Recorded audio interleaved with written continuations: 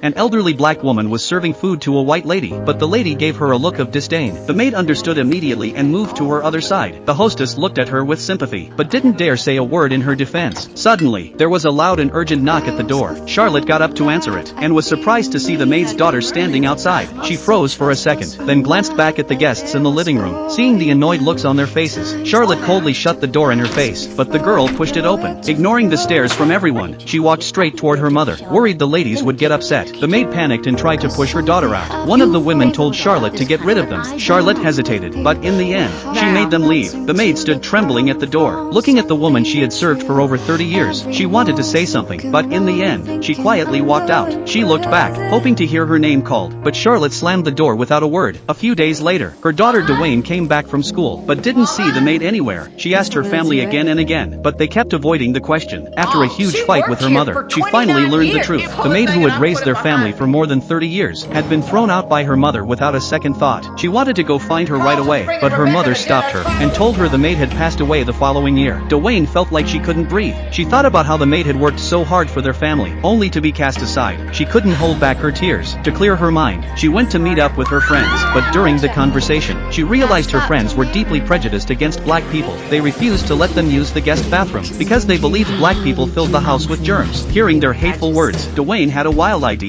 She wanted to speak out for every black person who had been treated unfairly.